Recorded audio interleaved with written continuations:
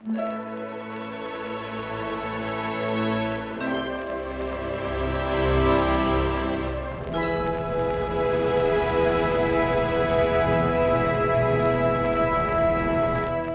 to part 2 of this Out of Line discussion with Justina Blakeney. I would love to ask a few questions that are more specific to your social media practices and even just your history. So I guess to start, how did you get started in social media, and do you have a main platform? I mean, I things change, but I mean, right now I'm probably spend the most time on Instagram. I also have 4 accounts on Instagram, so there's that. So I spend a lot of time creating content, but then also perusing Instagram is probably my number one platform at the moment. But I still use Pinterest quite a bit, but I don't use it as a social tool. I use it just more as a tool for working, and I sort of limit it on Twitter and Facebook. I lurk sometimes, but I don't engage very much. Hmm. So Instagram would probably be, and of course I have my blog, which is the hub for sort of everything. Yeah. So yeah, I'd say Instagram's probably my main channel right now, my main platform. And how did I get started was your other question. I was a really early adopter to the platform, thanks to DeVito, who's like my main squeeze. And he was a super early adopter. Like if you go back, I think my very first Instagram picture is a picture of his shoes. He was wearing some dope Adidas and he was wearing some dope shoes. So I took a picture of them, and I'm pretty sure if you scroll back, you'll see that's like at least one of the first 2 photos. It's DeVito's shoes with like a terrible filter and like a frame around it, the way that the Instagrams were back in the day. Yes, Valencia. Oh my gosh. I remember it. Girl.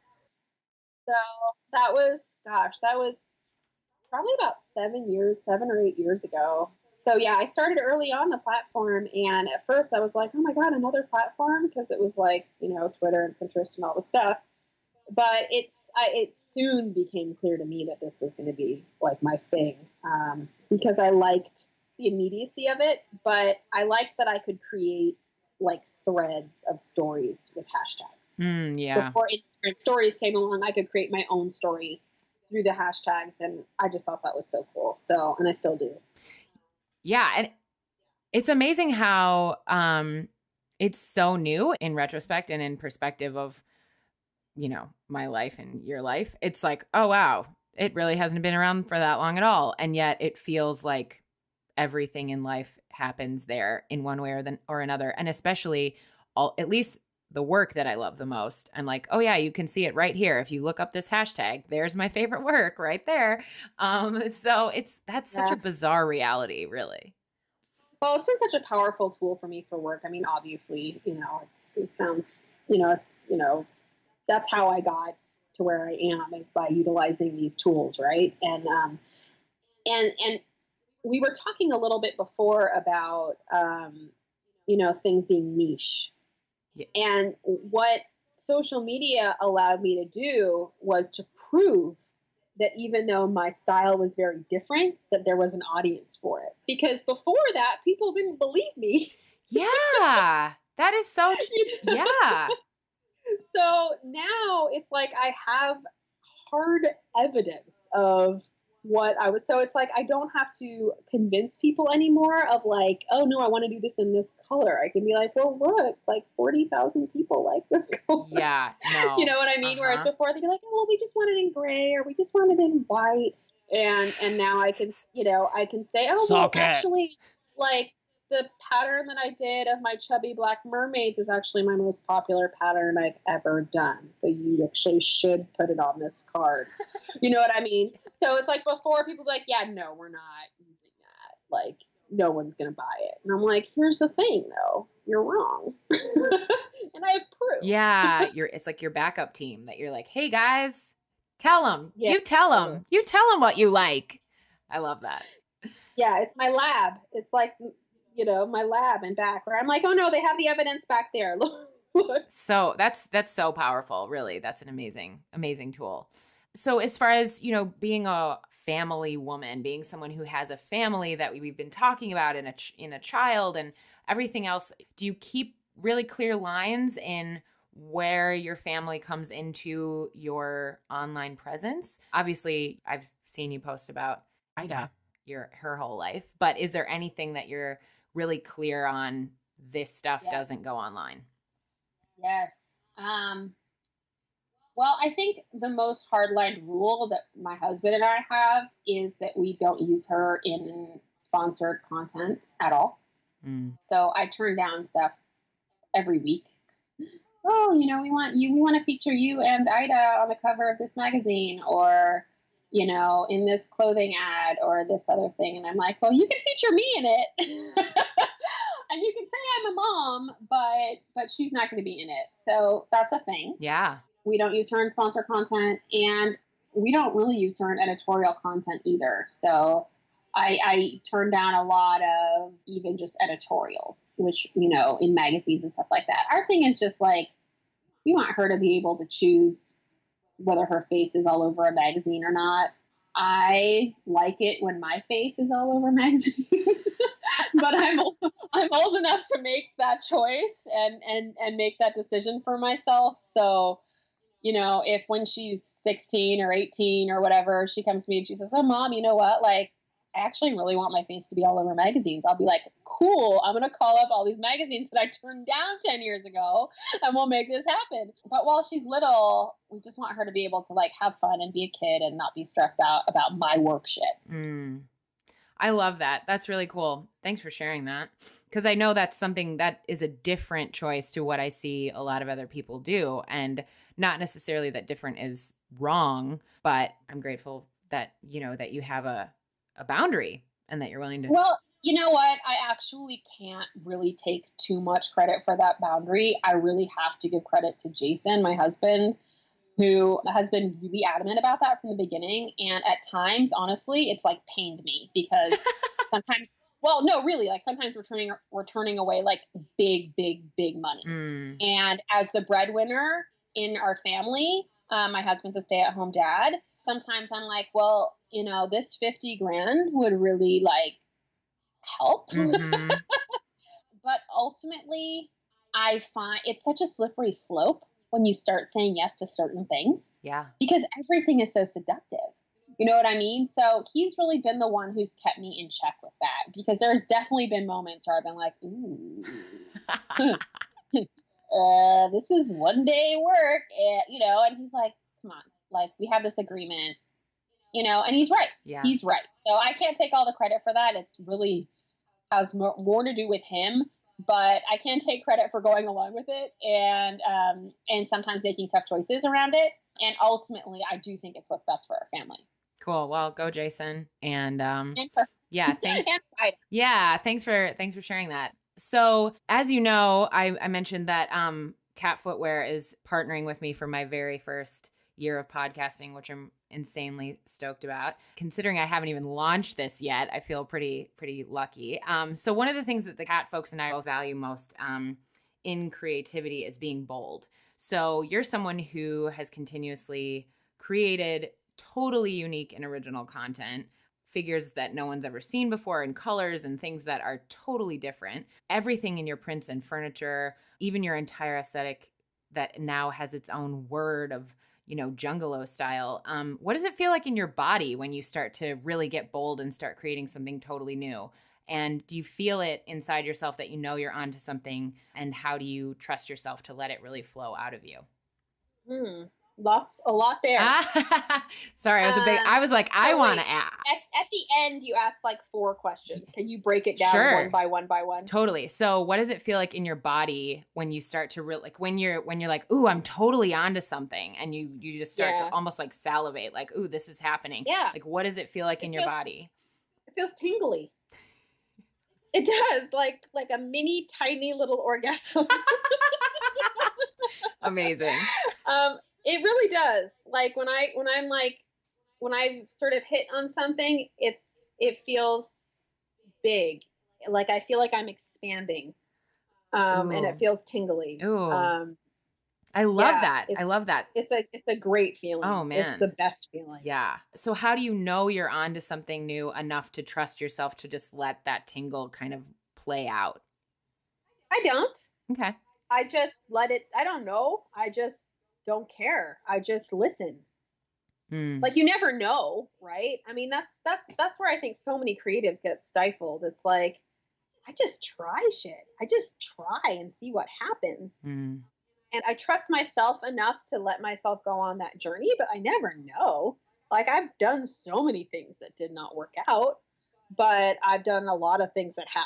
So you have to try it.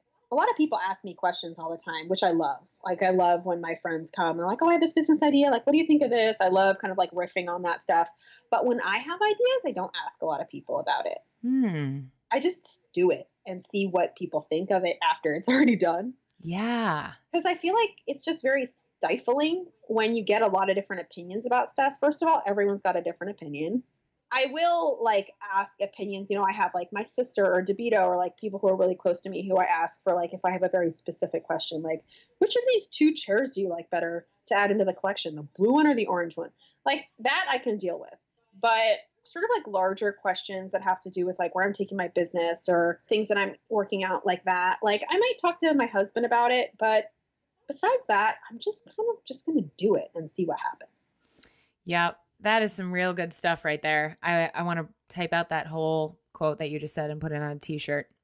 Because it's true. And I think just for myself, sometimes I want to ask everyone, like, hey, guys, I have this idea. What do you think? Feedback. Do you like it? And sometimes when you're creating something that is so weird and different, it's kind of like trusting a baby with a lot of different people, and they're all going to have they're going to Yeah, be like, no, you should name it this. No, you should put this outfit exactly. on it when you take it home from the hospital. And like, That's a no, great analogy because that's exactly what it is like to me. That's a great analogy. It really is like, and everyone's got a different opinion about every different thing. And so if you allow yourself to kind of like ask a bunch of people a different stuff, you're not propelling yourself forward. You're like on a treadmill at that point. yeah, I don't think it provides you with any answers, really. right. And it's not that any of them are wrong. Like I'm sure that naming a tiny baby Harold is like a really great idea, but it's not right for me. It's not right for it's Right. not I don't want to name Yes. my tiny baby Harold.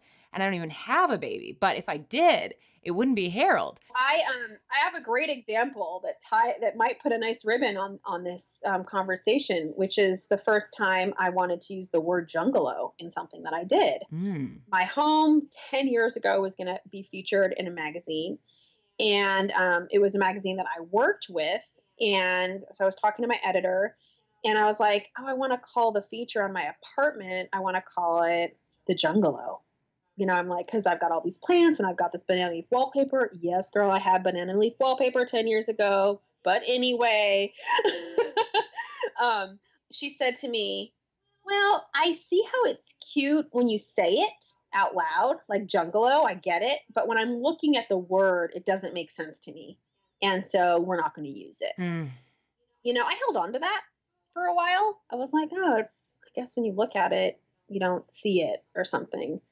You know, but then I just was like, well, screw it. I don't care. I'm going to start calling my house that anyway. And as you can see, like if you let too many people's opinions sort of like mar your vision for something or your cool idea, then it's like you're just not getting anywhere. You're just not moving. You're not progressing. Yep. I love that so much. Oh my gosh. I want to just snaps for that. That is an incredible story. And I love that because now it's like, don't know if you know, but it's the name of an empire. So just read it and weep. So okay, last question. This is totally different here, but changing gears. What's your favorite self-care activity? What do you do when you're just like, I want to love on myself and not work for 2 seconds? Take a bath. Ooh, love it. So I'm a good. bather. Yeah? I'm a bather. Do you get Yeah. ideas? Is that like a thing? Do you get ideas when you're no? No, I just like to just not have ideas. Mm. Mm. Because I'm always having ideas. I can't turn my mind off very much. So I'm a wake up in the middle of the nighter with ideas, typing on my notes on my phone kind of person. So I do like to just like keep my phone outside of my bathroom, and I have a new glorious bathroom and a new glorious bathtub, and it's deep. And I just Mm. like to sit in it and not think about anything. I love that. How often do you do that? Probably like twice a week. Okay. That's amazing. Yeah, I love that so much. Oh my gosh, makes me want to go. I've notoriously hate baths because I hate that either my knees or my boobs are out of the water and cold. But the fact that you just said you have a deep tub, I hope that's a new standard for like this air. I mean, like, I'm sorry, but I wouldn't mind taking a bath if my nipples or my knees weren't freezing. Like one or the other, please. I feel you. Yeah. Yes. But yeah, baths. I mean, I like showers too, but baths, I feel like showers are invigorating and refreshing, and baths are relaxing. Well, thank you so much for giving me your time and sharing all of these things. It's been really, really wonderful to get to chat with you, and I hope that we get to see each other before another chunk of months goes by. But this has been really, really wonderful. So thank you, Justina. Thank you so much. I hope I didn't talk too much. No! Oh my gosh, no. No, the whole point of this is to talk about real stuff. So I'm glad you did talk, and thanks for being willing to turn off your air conditioning for this. I'm boiling. I am too. Love you, girl. I know. Love you, dear. Just for you. Thanks, girl. Love you. Bye. All right. Bye.